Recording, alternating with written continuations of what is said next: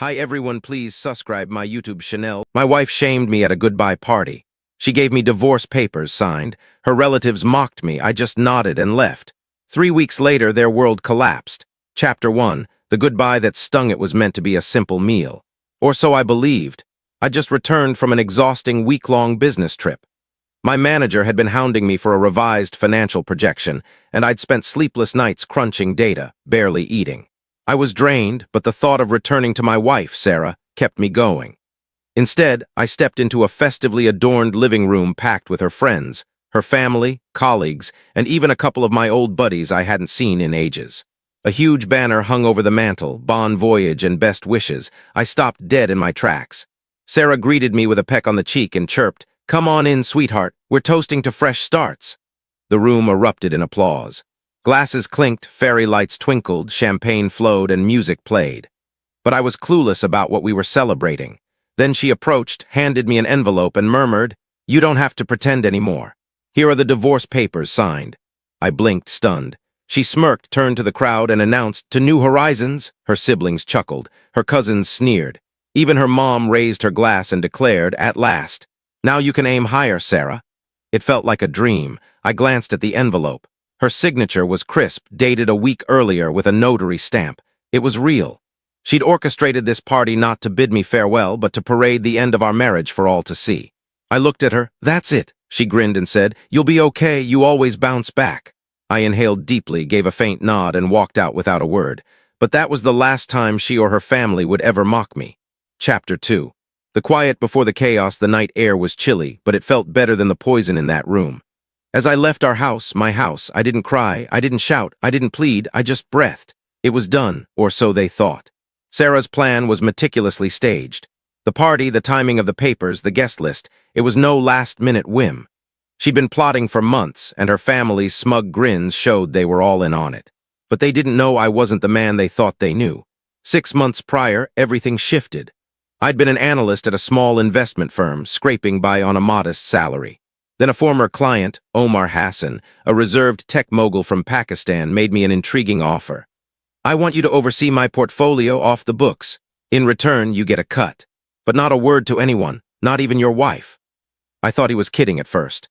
But within days, I'd signed a confidentiality agreement and was managing $40 million in assets, crypto, property deals in Dubai, cutting-edge biotech ventures. The payouts were generous and swift. By the time Sarah handed me those papers, my personal account had hit $5.8 million. That's why I didn't flinch. She thought she was divorcing a burned-out office drone with a tiny retirement fund and no spark left. But I'd quietly moved our joint assets, funneled key investments into an LLC I'd created months earlier, and removed my name from our property deeds where legally possible. I wasn't bitter, I was strategic. At my temporary apartment, I poured a glass of bourbon and opened my laptop. I accessed a secure folder I'd set up weeks earlier, labeled Emergency Exit Plan. Inside were screenshots of texts between Sarah and someone named Derek, fire emoji, her personal trainer. I'd hired a private investigator 3 months ago when she started staying out late and revamping her wardrobe. The photos were incriminating. The audio clips were crushing. But I hadn't used them, not yet. That night, I changed the passwords on our streaming accounts, Netflix, Hulu, Amazon Prime, small, petty, but deliberate. I wanted her to know I wasn't just leaving. I was stepping out of her narrative and rewriting the conclusion. Chapter 3. The pieces start to fall. It began with a call from her bank. Sarah was listed as a co-owner on our old joint account, which once held most of our savings. But months ago, I'd taken precautions methodically. I'd transferred the funds to a business account under my new LLC, relocated the LLC's registration to another state, and legally removed her access to every asset I could, all above board. When the bank officer calmly told her she no longer had access to what she thought was our money, she was floored. "There's got to be an error," she snapped. There wasn't. That account now held $2 million, and she was locked out. 2 days later, her leased Mercedes was repossessed. She hadn't realized it was never in her name. I'd co-signed it years ago and paid the monthly bills until the divorce party. That night, I stopped the auto-pay and withdrew the co-signer guarantee. The finance company didn't hesitate. One morning, Sarah stepped outside, latte in hand, and found an empty driveway. Her furious texts went unanswered, not blocked, just ignored. Then came the gym drama. Derek, her trainer and secret fling? My pi had gathered 6 months of texts, videos, and footage of them sneaking kisses in the gym's back office. I didn't blast them online. Instead, I did something sharper. I sent the evidence to Derek's wife, who owned 70% of the gym and managed HR and payroll. Within 48 hours, Derek was fired for misconduct. Sarah lost her lover and her gym membership in one blow. But the week's final move? That hit her dad, the same man who toasted my exit at the party. He didn't know his retirement fund, which I'd helped optimize for tax benefits, was tied to my now-closed accounts. When the IRS came asking questions, he realized too late that his son-in-law was the only one who knew the system inside out. Sarah's call that night wasn't angry. It was trembling.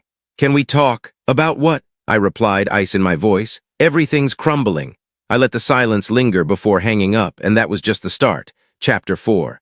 The fallen crown 3 weeks after her grand farewell party, Sarah was no longer the star of her own show. No money, no car, no gym, no lover. Her job, that was next. Before the divorce, I'd helped her secure a high-paying management role at a media company. I had ties there, deep ones. The company's founder, James Chen, owed me a favor after I'd helped his son navigate a legal issue for free. When James heard through HR that Sarah had thrown a party to mock her ex-husband, he got curious. I didn't contact him. I didn't need to. He pieced it together. "Is it true?" he asked me over the phone. "Every word," I said. "But don't fire her for my sake. If she's good at her job, keep her." That single sentence was more powerful than demanding her dismissal. It showed James I had dignity, and she didn't. 2 days later, Sarah's role was quietly cut in a department reshuffle. She got a small severance and didn't even contest it. Meanwhile, I was thriving. The LLC I'd set up during our marriage wasn't just a shell. It was the backbone of a real estate venture I'd been building for 3 years. I'd bought 3 undervalued properties during a market dip, flipped 2, and was now finalizing a deal on a beachfront condo. The kind Sarah once called a waste of a view if you're not rich enough to throw parties. Guess what?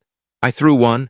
I invited close friends, business associates, and even Derek's ex-wife, now running the gym solo. I grilled burgers, we sipped wine, and the sunset glowed orange. Then Sarah appeared uninvited, unexpected, standing at the edge of the driveway, sunglasses hiding her puffy eyes. "I saw your name on the invite list," she said. "I just wanted to see you." I stepped forward, steady and composed. "You've seen me, now leave." She hesitated, searching for words, but I cut in. "Sarah, choices have consequences. You made yours, and I stopped rescuing people who ridicule those who cared for them." She stared, waiting for more, but I said nothing. She turned and walked away, her heels clicking faintly on the pavement as the laughter from my new life rang out behind me. Chapter 5. The final reckoning. Sarah's collapse wasn't loud or explosive. It was quiet, suffocating. No one returned her calls. Her emails went unanswered. Her dream of a dazzling single life.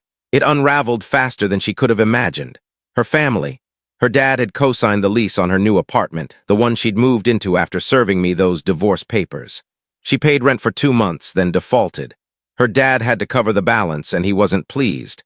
At a tense family dinner, he reportedly told her, "You laughed when you left a man who built your world.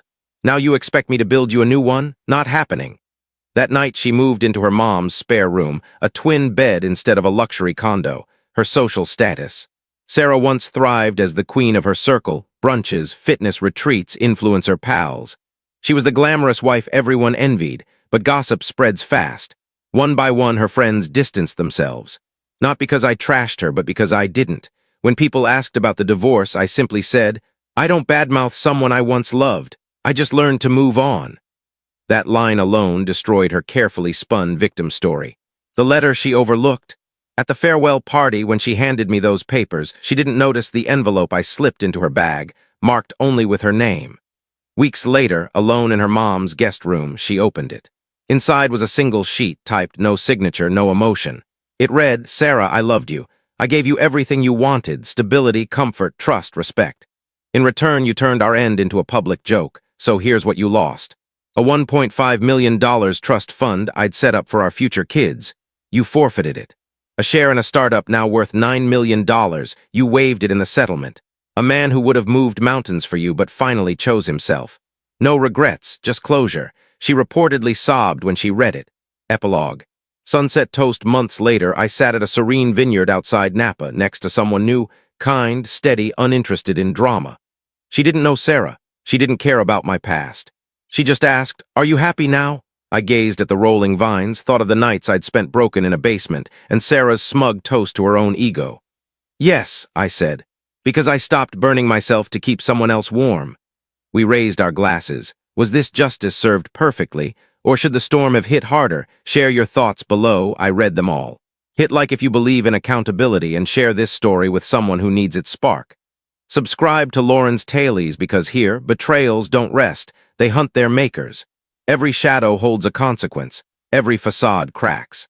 Every betrayal meets its answer. Stay sharp, stay whole, stay tuned.